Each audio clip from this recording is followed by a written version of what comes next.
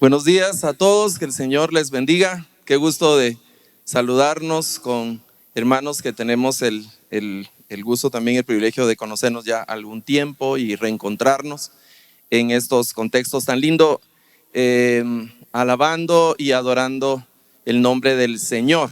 Amén.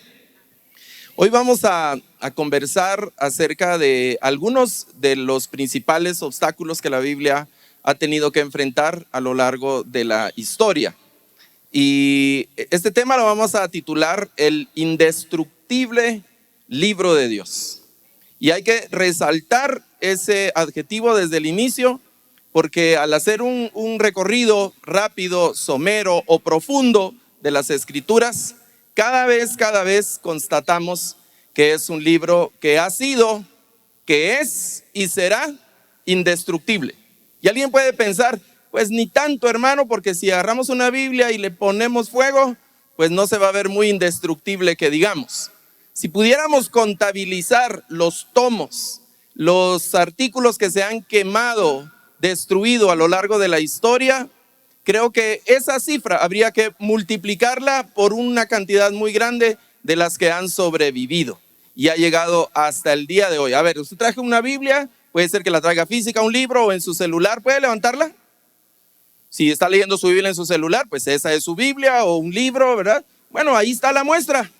Ahí tiene usted la muestra de que ha sido un libro indestructible. Entonces, vamos a dirigir la atención a diferentes etapas que esta oposición a la Biblia ha tenido. Igual yo quiero contarles que la presentación yo la dejo aquí con los hermanos encargados si alguien la quiere solicitar o algo, porque hay alguna información y no da tiempo como de copiar o algo, entonces puede tenerla, solo solicítela ahí por una ofrenda mínima de, no son ofrendas, ahí desde libre distribución, eso no hay ningún problema. Entonces vamos a ver 5 etapas previo a el contexto, nuestro contexto actual en el siglo XXI. La primera de ellas es, vamos a revisar rápidamente del siglo I al siglo IV, y a esa etapa vamos a encontrar que lo que se utilizó principalmente en ese periodo fue el tema de la destrucción física de los textos bíblicos. La siguiente etapa es del siglo IV, recordemos que hay etapas de transición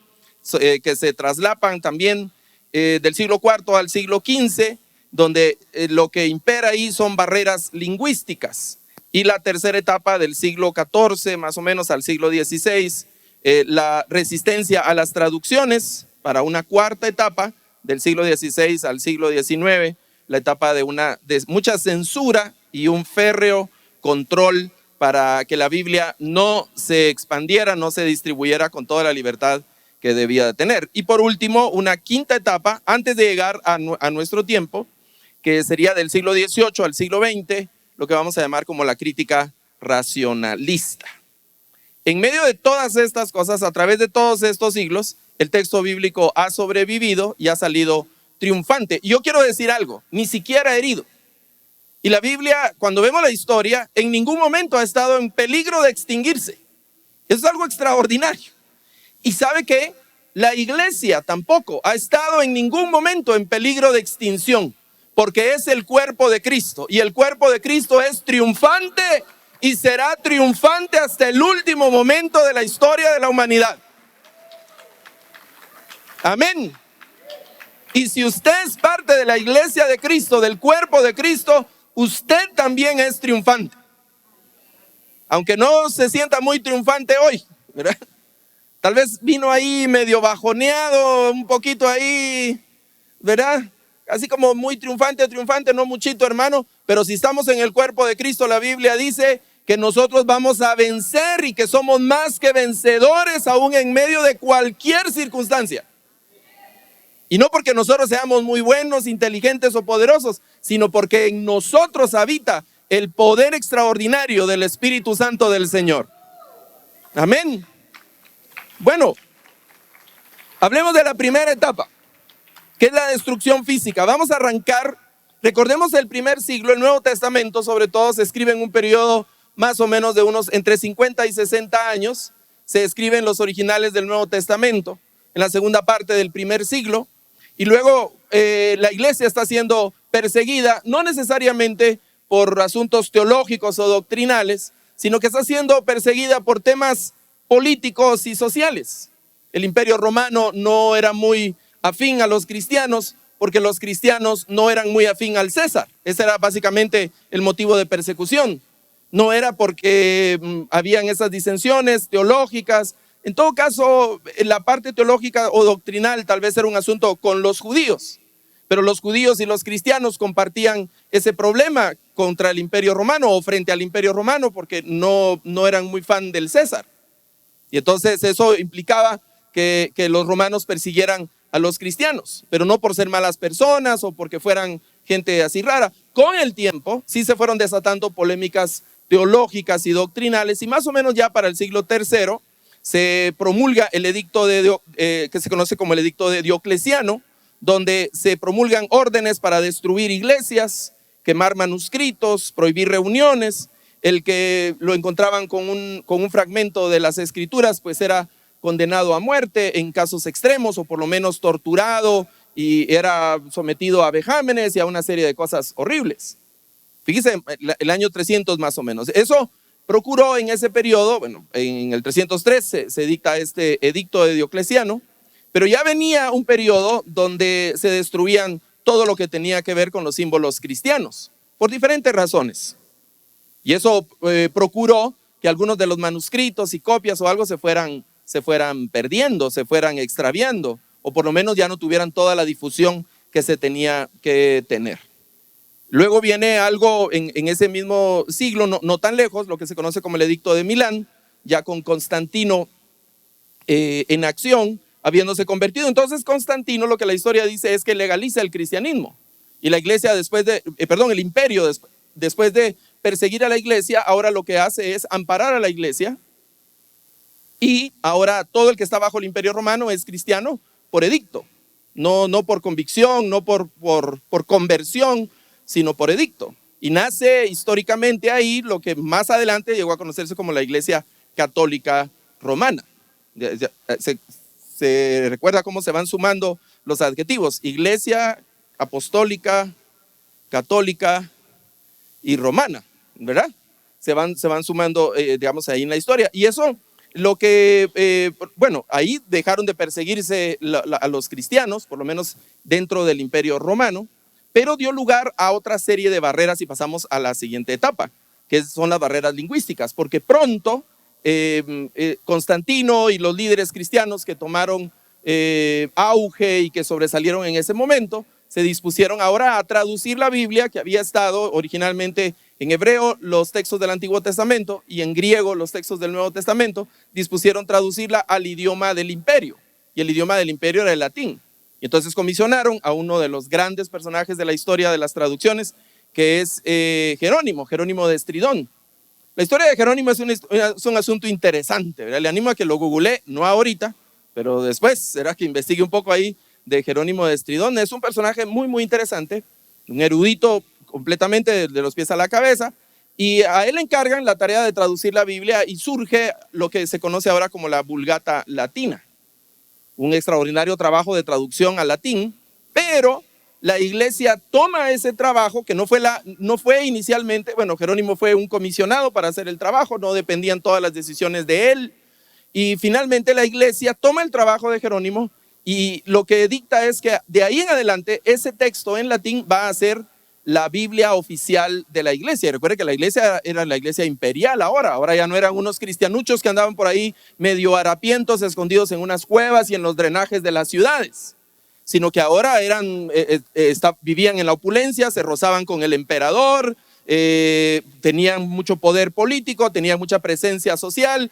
se edificaron templos muy suntuosos, y empezó esa parte de fuerza, de presencia de la iglesia. Hay que decir ahí, también advertir que pronto toda esa fuerza y toda esa opulencia y todo eso provocó que la iglesia rápidamente se desviara por otros rumbos que fueron catastróficos. Entonces, lo que hizo fue que se restringieran todas las posibilidades de que la Biblia pudiera circular en cualquier otro idioma que no fuera el latín.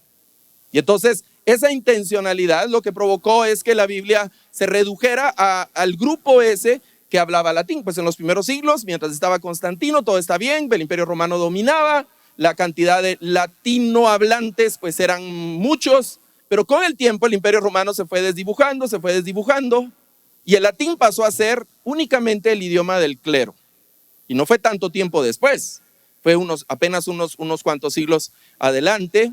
Estamos hablando de siglos, de todas maneras, un montón de tiempo, pero el Imperio Romano básicamente se desaparece y la Vulgata latina queda restringida únicamente a los monasterios, a los cleros, al clero, a los clérigos, y el público en general que ya no hablaba latín, que no hablaban el idioma de sus naciones, de sus pueblos, pues ya no tenían acceso a la Biblia, y permanecía la prohibición de que la Biblia se pudiera poner en cualquier otro idioma.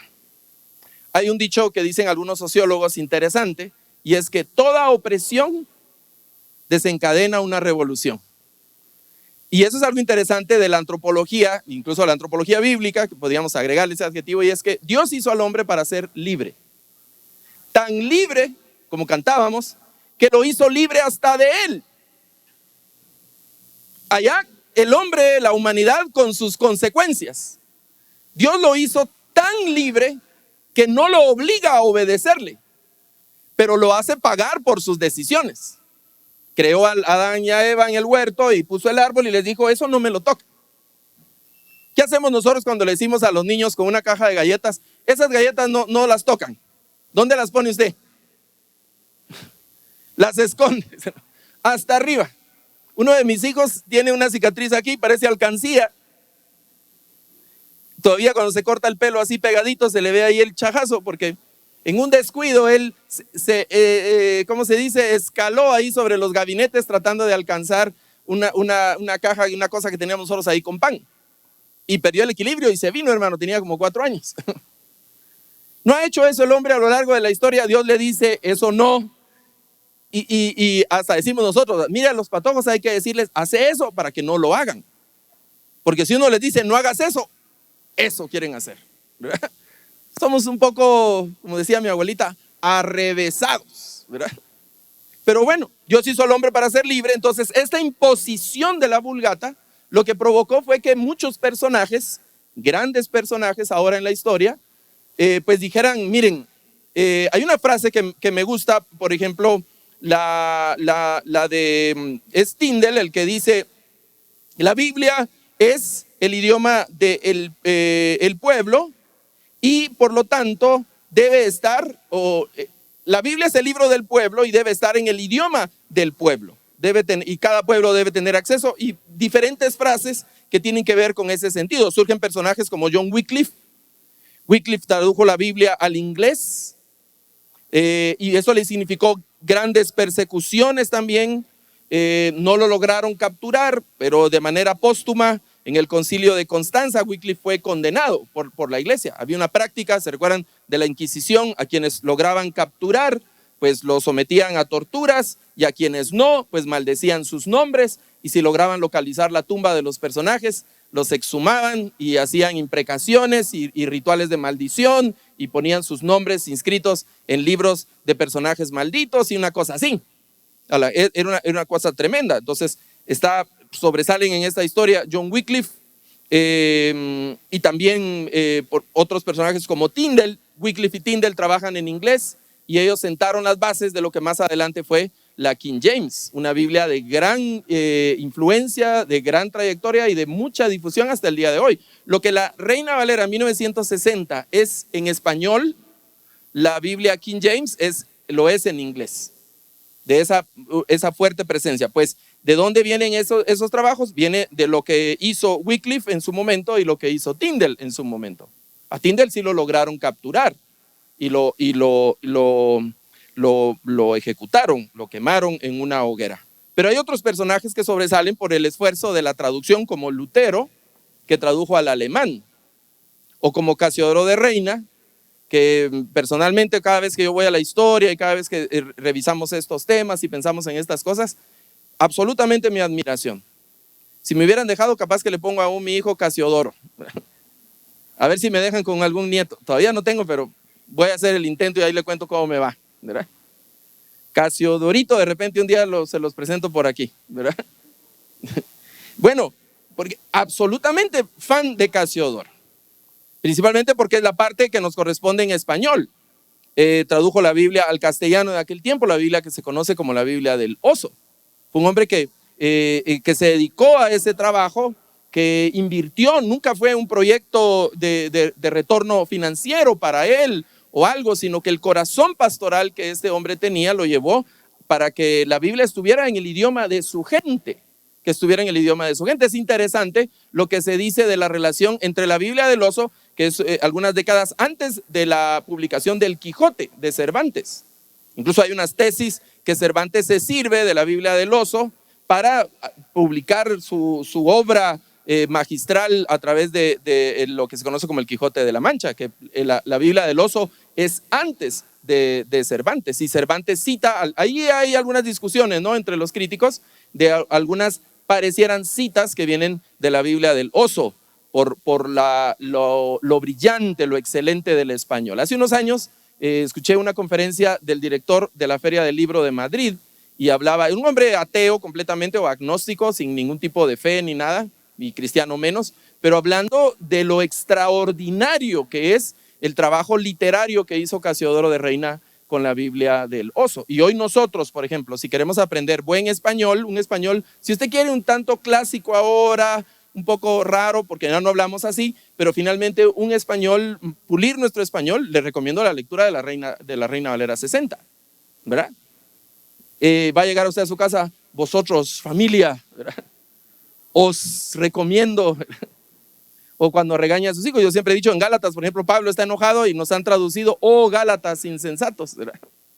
Eso me ha causado a mí gracia, porque a nosotros no nos decían, oh Gálatas insensatos, ¿verdad? Pero bueno, Casiodoro de Reina, estos personajes que se rebelaron en contra de la imposición de estas barreras lingüísticas para presentar a sus pueblos una traducción que pudieran leer y que la Biblia estuviera no solo en las manos de la gente, sino que la gente pudiera leer esa Biblia. ¿Cómo nos sentiríamos nosotros que nos pusieran, por ejemplo, una Biblia, ¿verdad?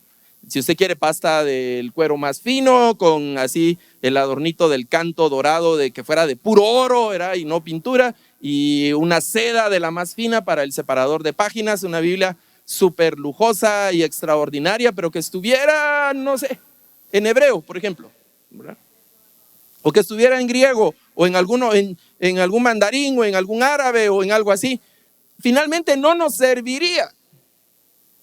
Nos serviría tal vez para empeñarla, o para venderla, o ponerla ahí de adorno en la casa, pero no realmente para lo que la Biblia funciona. Entonces hubo una férrea oposición a las traducciones, y eso dio lugar, porque no pudieron detener las traducciones ocurrieron, y a partir de la Reforma empezaron a ocurrir cada vez más traducciones, empezaron a haber Biblias luego en portugués, en francés, empezaron a haber Biblias en italiano, empezaron a haber Biblias en los idiomas de las naciones de Europa de aquel tiempo, y pronto se empezó a hablar de traducir Biblias más allá de las fronteras, lo que antes eran las colonias de los grandes imperios europeos. Empezaron a ocurrir las traducciones. En el video de Timoteo se llama el personaje, ¿verdad? En el video de Timoteo mencionan el trabajo de la imprenta, y lo que hizo la imprenta fue facilitar que los textos se multiplicaran y que el costo se redujera dramáticamente, y eso lo que provocó fue que el texto bíblico en diferentes idiomas estuviera disponible para la gente que podía leer, que no era la mayor parte de la población la que podía leer, pero la Biblia se empezó a extender y a distribuir de manera masiva, digamos, de acuerdo a los porcentajes de aquel tiempo. Entonces la reacción de la iglesia oficial fue empezar a censurar. Y los que conocen la historia, sabemos del periodo de la Reforma, y luego hubo la reacción de la iglesia en algo que se conoce como la Contrarreforma. Y la Contrarreforma incluyó diferentes episodios, y uno de los más importantes es el Concilio de Trento, se conoce. El Concilio de Trento, y ahí lo que ocurre en el Concilio de Trento es que se confirma que la Biblia oficial que la iglesia la única Biblia oficial que la iglesia va a respetar, a usar, a distribuir y a permitir es la Vulgata Latina. Lo confirman. Y empiezan a armar, ya venía desde antes, pero se oficializa ahí y se sigue extendiendo. Creo que esa es una lista que sigue vigente hasta el día de hoy. una lista que se conoce como el índice de los libros prohibidos. Habían libros prohibidos que no se podían distribuir y que quienes tenían en su posesión esos libros, pues tenían pena de cárceles y otras cosas. Y en esa lista estaban las traducciones que se hacían sin la autorización de la iglesia. Y entonces fue esa reacción, lo que se decidió en el Concilio de Trento. Algunas de estas cosas apenas cambiaron hace unos 60, 70 años atrás, en lo que se conoce como el Concilio del Vaticano II, que fue discusiones que tuvieron el liderazgo de la Iglesia Católica despuesito de la Segunda Guerra Mundial. Y una de las principales decisiones que tomaron en uno de esos concilios, aunque ya venían algunas ideas y algunas prácticas antes, pero oficialmente reconocen que ahora se podía usar la Biblia, la homilía y la misa se podía hacer en las lenguas vernáculas. Antes todo era en latín. Si usted tiene algunas de sus décadas y fue católico de niño y adolescente, recordará esas épocas de cuando la misa era en latín. Y todavía Benedicto XVI, hace unos 20 años atrás, propuso que la misa regresara al latín en todo el mundo. Entonces no tuvo mucho eco, porque era como regresar a episodios y a cosas de donde la iglesia había salido. Bueno, eso es la cuarta etapa de donde hay crítica y hay censura. Se restringe, pero como no pudieron detener las traducciones y muy el Concilio de Trento, se derramó mucha sangre, se persiguió a mucha gente, lo que hicieron los herejes, que eran principalmente los protestantes, fue huir. No tenían la fuerza militar, el poderío para enfrentarse a la iglesia. Hubo naciones que sí lo lograron, como Suiza, por ejemplo, que sirvió como una especie de ciudades santuarios para que huyeran ahí los protestantes, aunque los mismos protestantes no se ponían de acuerdo. El mismo Casiodoro de Reina, al llegar a Suiza, pensó que le iba a ir bien y se encontró ahí con grupos protestantes que eran violentos y no lo querían. Casiodoro también tenía un pensamiento que no tan fácilmente se dejaba cautivar y no tan fácilmente se dejaba doblegar. Y entonces ese carácter de Casiodoro no le gustó incluso a los reformadores y a los mismos protestantes. El pobre Casiodoro, hermano, lo seguía la Iglesia Católica y lo seguían los protestantes. Le levantaban cada falsos, ¿verdad? Tenía su ayudante que lo atendía a unas cosas, entonces decían que Casiodoro era novio del muchacho, ¿verdad? Lo llegaron a acusar hasta de eso, ¿verdad? Que se robaba el dinero, que hacía un montón de cosas con tal de perjudicar su imagen. Nunca desistió, fueron 12 años de persecución hasta que finalmente se publicó la Biblia del Oso, pero eso es en la etapa anterior. Entonces, como no lograron destruir ni detener las traducciones, empezó a surgir, de hecho, estamos hablando de la libertad del ser humano, que Dios hizo al ser humano para ser libre, la hegemonía, la imposición de la Iglesia Católica, incluso para los pensadores, para la ciencia, con el periodo de la Reforma y otros procesos históricos, provocó lo que hoy conocemos como el periodo de la Ilustración, el periodo de la secularización, el periodo de las libertades, de los derechos humanos y esas cosas que siguen principalmente siglo XVII, XVIII, siglo XIX, que son procesos interesantes, donde la misma humanidad se empezó a cuestionar todo lo que se había dado por sí mismo. En los siglos anteriores, la iglesia, por ejemplo, dictaba la ciencia.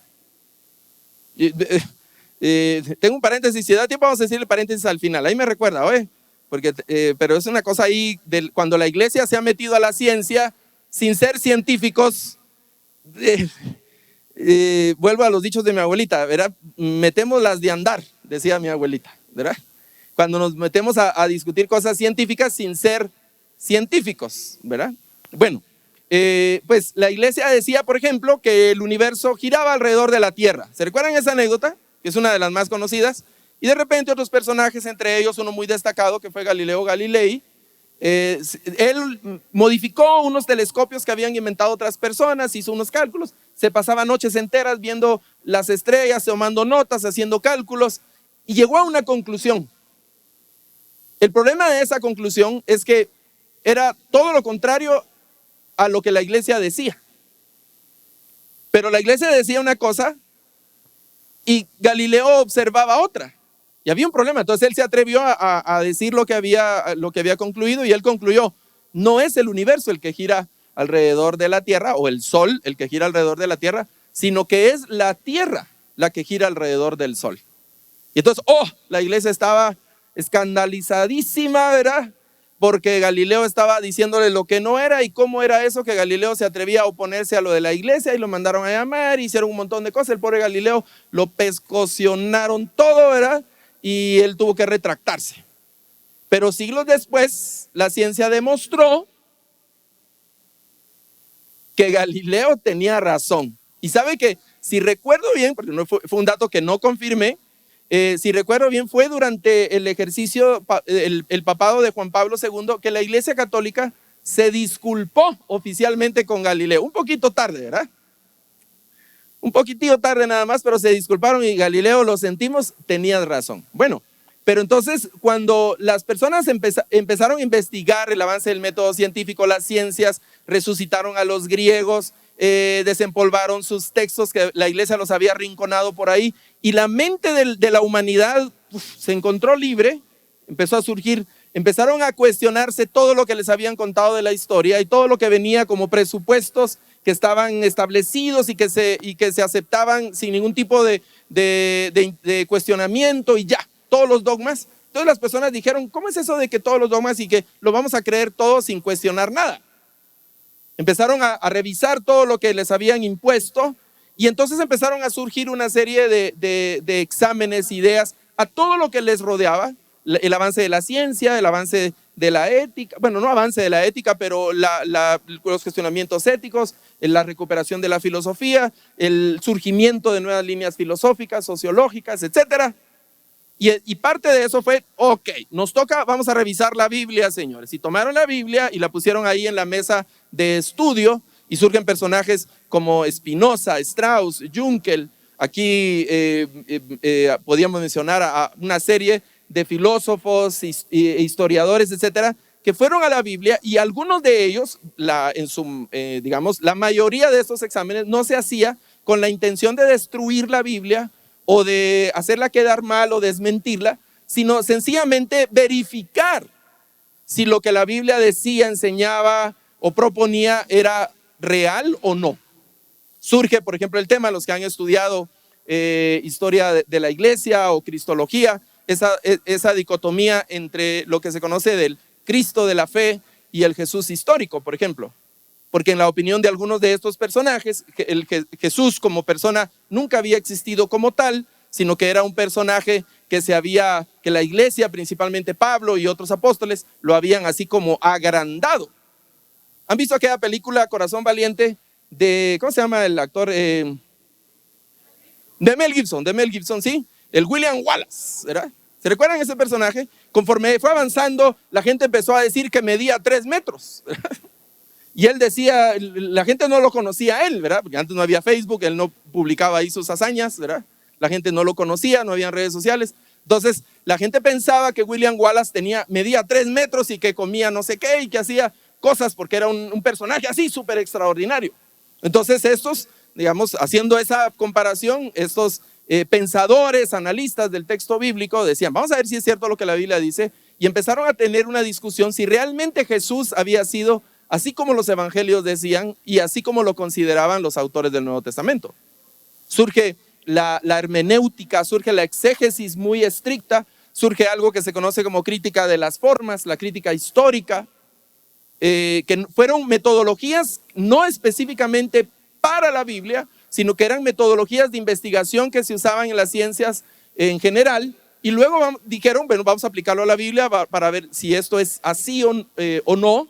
Y resulta que sí, que la Biblia pasó cada una de esas pruebas, la Biblia las ha pasado.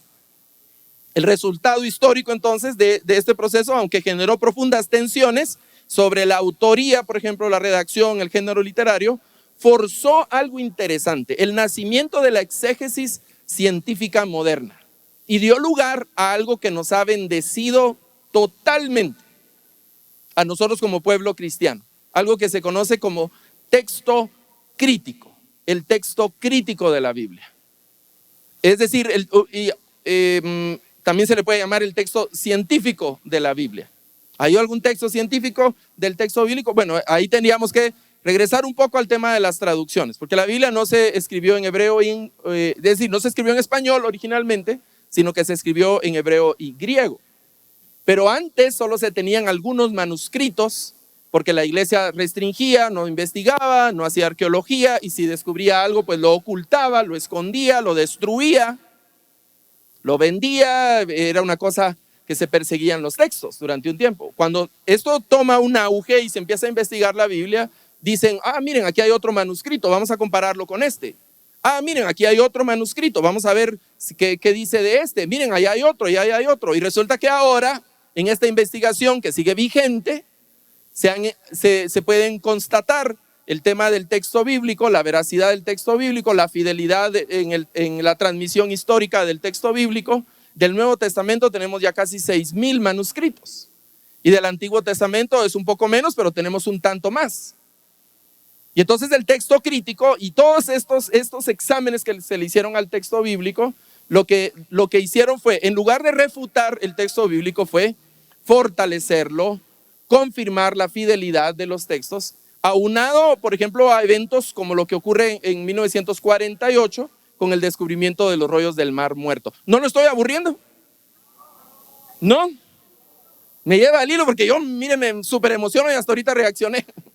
Trajo almuerzo porque... ¿Sí? Bueno, pero sí ok, bueno, voy a, como si ha notado, este es un asunto que a mí ¿verdad? Me súper emociona. Bueno, el texto crítico es de donde han surgido ahora nuestras Biblias. ¿Podemos confiar en nuestras Biblias en español? Absolutamente sí. Pero siempre hay una recomendación. Asegurémonos que sean Biblias producidas por organizaciones serias, por organizaciones que tengan un respaldo, porque por ahora se ha facilitado mucho eso, que es parte de los obstáculos, tal vez no obstáculos ahora, pero sí de algunos enemigos del pueblo del Señor, que tratan de confundirlo, porque pues fácilmente se puede publicar algunas Biblias. Ahí yo la tuerzo toda, la mancho, la adultero, hago un montón de cosas y la publico. La Biblia ahí, Reina Valera Garavitiana, ¿verdad? Fumo un par de ahí de cosas con chilca, ¿verdad? Y entonces publico ahí mi Biblia yo, y dice unos disparates buenos, pero como la mercadeo y la promociono y me consigo mi par de gente por ahí que me la apoye, entonces la publico y empieza a tomar auge, ¿no? Y no me detengo a pensar qué es lo que está pasando. El pueblo del Señor tiene que ser un pueblo precavido. A mí me asusta, le soy sincero, me asusta la advertencia que hace Jesús cuando dice, miren, vendrán muchos Cristos. Vendrán muchos en mi nombre y van a engañar, si es posible, a los escogidos. Tenemos que andar vivos como pueblo de Dios para no ser engañados, Hace unos días hubo un simulacro de terremoto. ¿Se recuerdan? Hace como 2 meses, ¿verdad? Yo tengo la aplicación de Conred, de Conred creo que es, donde van las alertas de sismológicas. Y yo creo que estaba en Cobán ese día, cuando mi teléfono vibró y se encendió la pantalla con la alerta sísmica en mi teléfono. Y decía 7.5, resguárdese. Y el teléfono echaba luces y decía resguárdese 7.5, terremoto. Hermano, no sabe cómo me asusté, porque no leí arribita que decía simulacro en la pantalla. No sé si le pasó a usted. Llegó la alerta 7 puntos. Yo le dije, Dios mío. Y el epicentro lo habían puesto no sé por dónde, aquí cerca de la capital. Yo estaba en Cobán. Yo pensé, mi familia, y a llamarlos iba, cuando sí logré ver ahí arribita que decía simulacro. Entonces recordé que iba a haber un simulacro, porque en el anterior simulacro yo estaba por la zona 9, ahí por la Plaza España, y empezaron a sonar las alarmas y las ambulancias, hermano, muchas sirenas, y otra vez así como, ¿qué pasó, verdad? Y nos recordamos con los que estábamos en una reunioncita, es que hoy era el simulacro Bueno, tenemos que estar al tanto para no dejarnos engañar. Hagamos un breve recorrido de lo que hemos hablado. La primera etapa tiene que ver con el tema de la persecución de la iglesia, y eso implicó la persecución a los textos, la destrucción física, el Estado persiguiendo la religión y todo lo que implicaba la religión.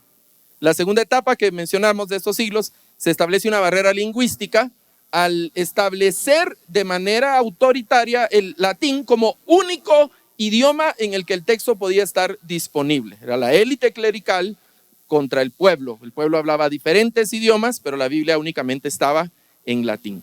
Luego el periodo de la prerreforma, que podríamos llamar ahí, donde empieza a haber una tensión y una prohibición y persecución por las traducciones. La gente empezó a decir, bueno, no es solo el latín, necesitamos Biblias en nuestro propio idioma. Y entonces la institución de la iglesia empezó a perseguir a los traductores de la Biblia. Como no pudieron detener las traducciones, entonces se establecieron los procesos de la contrarreforma a través de la censura de libros, de personajes, de predicaciones, de literatura, específicamente las traducciones de la Biblia, y se anotan las traducciones de la Biblia en el índice de los libros prohibidos.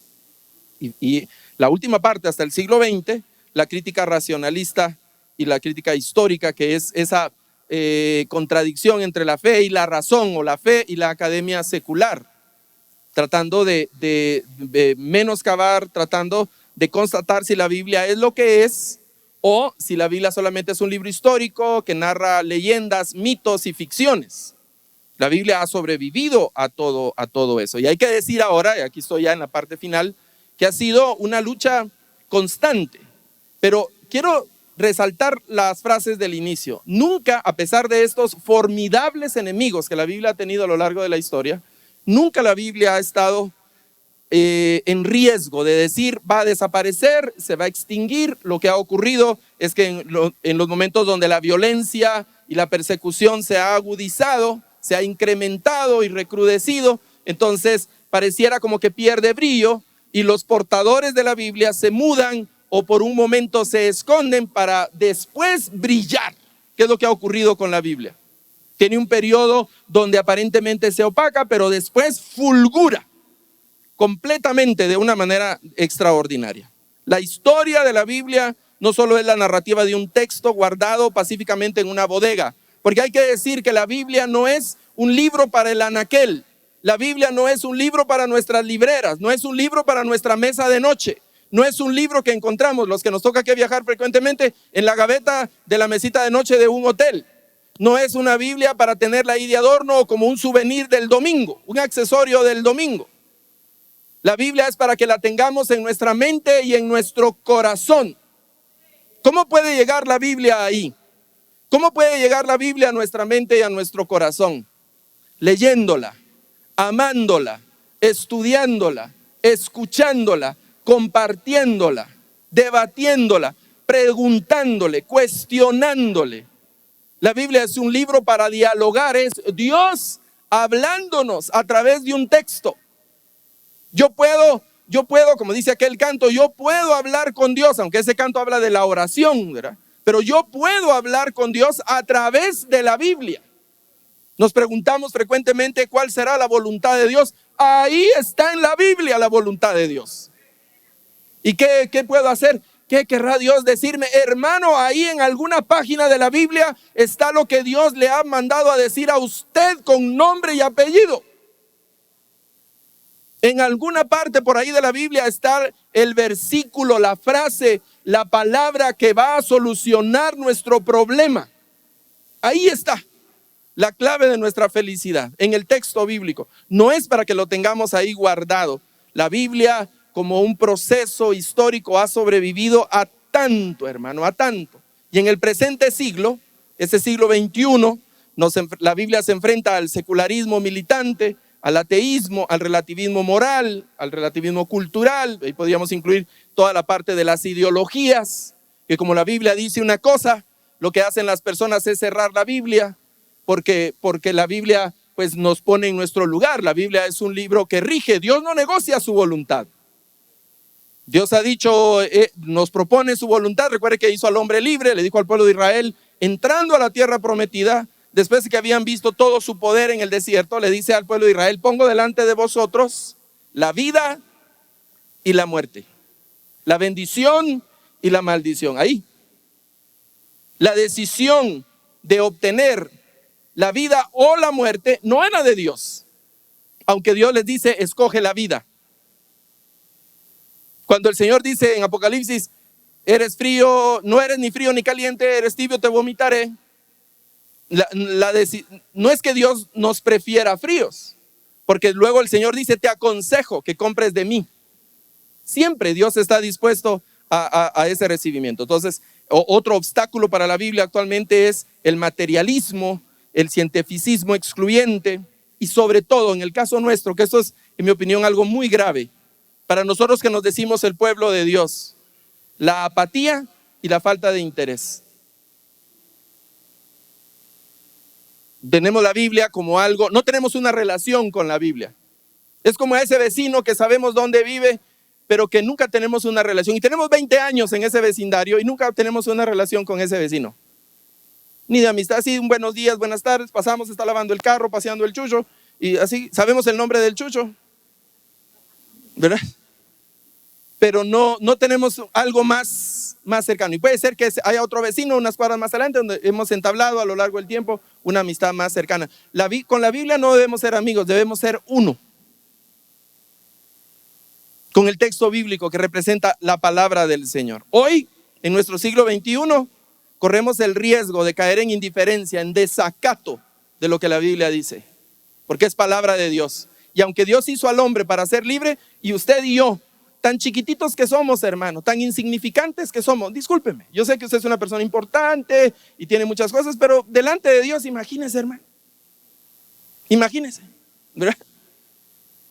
Imagínese, es como que si yo me quisiera pelear con Mike Tyson en su prime, ¿verdad? Con aquel Mike Tyson de 21 años, ¿verdad? Que 20 segundos le aguantaban esas moles de 300 libras, ¿verdad? Como que quisiéramos ese tipo de cosas. No. La Biblia es para obedecerla, pero nuestra soberbia, el deseo de nuestro libertinaje, nos hace ser opositores a la Biblia. Negamos esa palabra. Somos un pueblo que tiene la verdad. Hemos levantado, usted y yo levantamos nuestra Biblia cuando empezó este mensaje. Tenemos la verdad, tenemos la salida, tenemos la solución en nuestras manos, pero no la conocemos. No la escuchamos. No la queremos vivir. La Biblia nos marca una ruta, nos marca un camino y decidimos nosotros por otro camino. Hace unos años escribí algo de un artículo que lleva ese título, El indestructible libro de Dios. La frase no es mía, la escuché en una conferencia con otro pastor de aquí de Guatemala y me quedó el título pegado en la mente y en el corazón. El indestructible libro de Dios a lo largo de la historia. Y entonces escribí algunos párrafos y estos son algunos que quiero compartir con ustedes. Cuando hayan terminado nuestros días y hasta 1000 generaciones más sucedan y nos hayamos ido, cuando se hayan podrido nuestras publicaciones y se hayan derrumbado nuestros templos, se hayan olvidado nuestras canciones y nadie recuerde nuestros nombres, a través de siglos y milenios hasta el fin, la Biblia permanecerá. La Biblia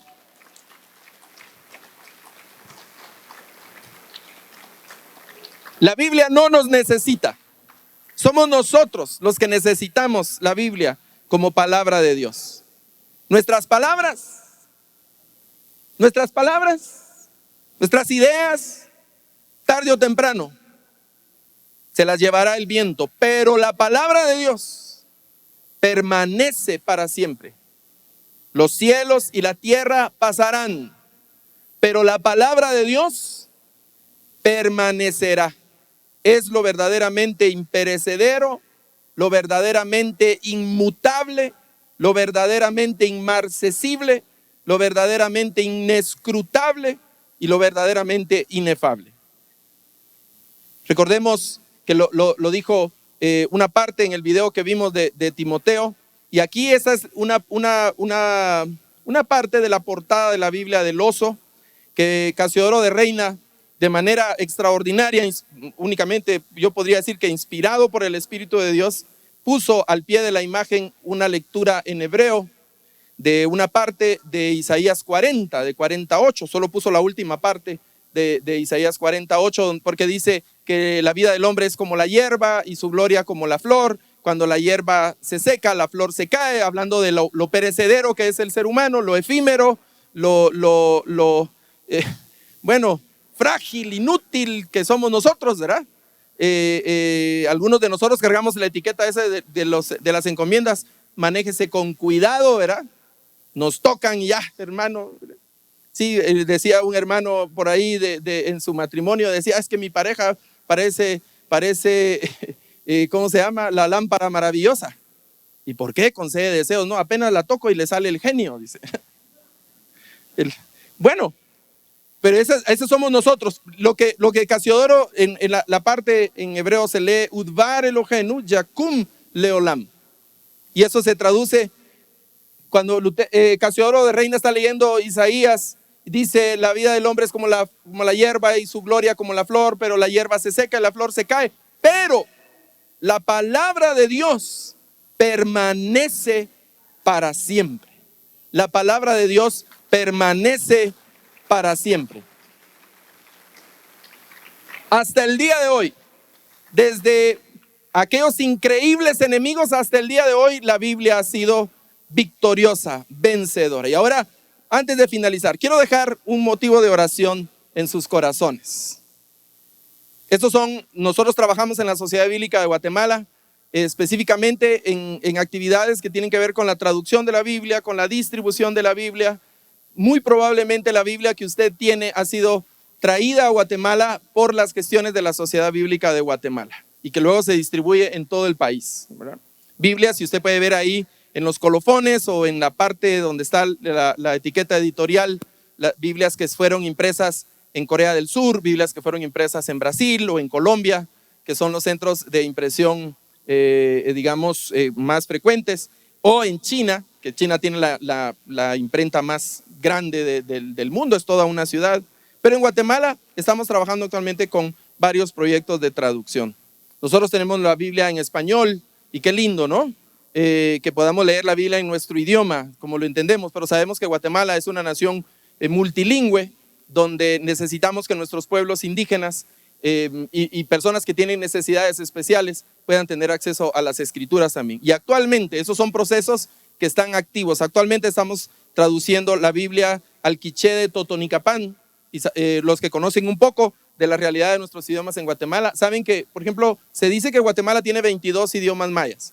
Y ahí en un renglón está el quiché, como un idioma. Pero el quiché tiene muchas variantes. Entonces, cada uno de estos pueblos necesita una Biblia en su propia variante. El quiché de Totonicapán, el quiché de Boca Costa, el quiché de Joyabaj, que estamos trabajando también, el quiché de Chichicastenango, el cachiquel occidental, que básicamente es Sololá y lo que está alrededor de Sololá, el quechí, que estamos haciendo una Biblia de estudio, el coataneco, que también se conoce como el chuj de San Sebastián Coatán en Huehuetenango. Y estamos trabajando con 3 modalidades que son interesantes, que son de oralidad, que es traducción bíblica, pero es oralidad, el MAM de Todos Santos, el Ixil de Cotzal, el Zipacapense, que es un municipio de San Marcos, Zipacapa, y también estamos trabajando la traducción de la Biblia a lengua de señas. Justamente ayer estuvimos revisando el Evangelio de Marcos, que estamos pronto a terminar, y el último renglón que nosotros le llamamos Mi Biblia Especial, que es un proyecto de traducción de la Biblia en una modalidad no tradicional, pero está dirigida a niños y adolescentes que tienen síndrome de Down y que están dentro del espectro autista. Entonces yo quiero dejar en sus corazones estos motivos de oración, para que el Señor siga proveyendo los recursos, para que el Señor siga proveyendo las personas, las oportunidades, para que la palabra del Señor pueda llegar a la gente en su propio idioma, en la modalidad y en el formato que las personas necesitan, para que esta palabra que a nosotros nos ha dado vida pueda seguir dando vida a otros, y que aún si el Señor, hermano, aún tarda su venida, algunos dicen el Señor ya viene, hermano, porque mire, todo está cumplido. Gloria a Dios si el Señor ya viene, ¿no? Si viene pronto, gloria a Dios, hermano, gloria a Dios. Nos debemos preparar, pero ¿qué tal si tarda un poco más el Señor? Debemos orar, trabajar y esforzarnos para que así como estos personajes que estuvieron dispuestos a dar su vida para que la palabra del Señor permaneciera, nosotros nos sumemos a ese listado de héroes. Y tal vez nuestros nombres no van a aparecer ahí en una plaza, o no van a estar ahí en un monumento, en una esfinge, o van a aparecer por ahí en algún lugar. No, hay una increíble cantidad de héroes anónimos, de personas que Dios utilizó a lo largo de estos siglos para que hoy la palabra del Señor esté en nuestras manos, para que hoy, ahora nos toca a nosotros leerla, amarla, compartirla, predicarla, vivirla, obedecerla y de alguna manera también orar, esforzarnos para que este texto sea preservado hasta el último día de la humanidad. Amén. Póngase de pie esta mañana, vamos a orar dando gracias al Señor. Demos gracias por su palabra. Levante sus manos al cielo y dígale: Señor, gracias por tu palabra. Qué maravillosa palabra. Qué maravillosa palabra. En el capítulo 16 de Ezequiel se dice de aquella niña que tenía poco tiempo de haber nacido, todavía estaba con el cordón umbilical, todavía estaba ahí ensangrentada luego del parto, pero la habían botado, la habían tirado. Ningún ser humano puede sobrevivir si no es atendido el momento del parto. La habían desechado, estaba condenada a la muerte. Y la Biblia dice que el Señor pasó y le dijo: vive, vive. Esa es la palabra del Señor, que en diferentes formas nos vio. Lo vio a usted, me vio a mí donde estábamos, en diferentes situaciones. Vio nuestra desgracia, vio nuestra inutilidad, vio nuestra vulnerabilidad. Nos vio ahí el Señor, siendo nada, sin ningún tipo de esperanza, sin ningún tipo de posibilidad de supervivencia. Nos señaló y con su palabra nos dijo: vive. Y por eso estamos aquí hoy. Por eso estamos y seguimos aquí. Qué lindo. Yo saludé en la entrada a un hermano que tenemos más de 20 años de conocernos y me dio mucha alegría de tanto tiempo de perseverar en el camino del Señor. Yo no sé cuánto el hermano y su familia han sufrido, han tenido que batallar y luchar estos 20 años, pero aquí están de pie. Aquí están en medio del pueblo del Señor, con sus manos en alto, con el deseo de seguir. Qué lindo, hermano, porque el Señor cada día a través de su palabra nos dice: vive, vive, nos levanta. Si has venido triste, si has venido desilusionado, si has venido pensando que esto no vale la pena, hermano, levanta aún con más fuerzas tus manos y dile: Señor, envía tu palabra. Envía tu palabra a mi vida, la necesito. Como hizo el Señor con su siervo Elías. Él quería morir debajo de aquel árbol chiribisco ahí en el desierto. Y el Señor ahí le envió su pan y le envió su agua como una metáfora de su palabra. Y con esas fuerzas, aquel profeta pudo atravesar un desierto mortal, imposible para los seres humanos, pero posible para el pueblo de Dios. Padre celestial, gracias en el nombre de Cristo Jesús. Gracias por tu palabra, Señor, porque a través de siglos tú has provocado, Señor, has procurado que esta palabra maravillosa llegue hasta nuestras vidas el día de hoy. Gracias por esta congregación bella. Gracias por este pueblo tuyo, Señor, que a través de tantos años también, Señor, han bendecido miles y miles de familias, Padre celestial. Gracias por los líderes que están al frente de este ministerio. Gracias por cada uno de los colaboradores que están al frente de este ministerio con el objetivo de trasladar tu palabra, Padre celestial. No queremos ser de esas personas indiferentes, no queremos ser de esas personas negligentes, Señor, que voltean la espalda a tu palabra. Queremos amarla, atesorarla, Señor, y que ella rija en nuestras vidas y seamos transformados para la gloria de tu nombre. En el nombre de Cristo Jesús, gracias, Señor. Amén, amén.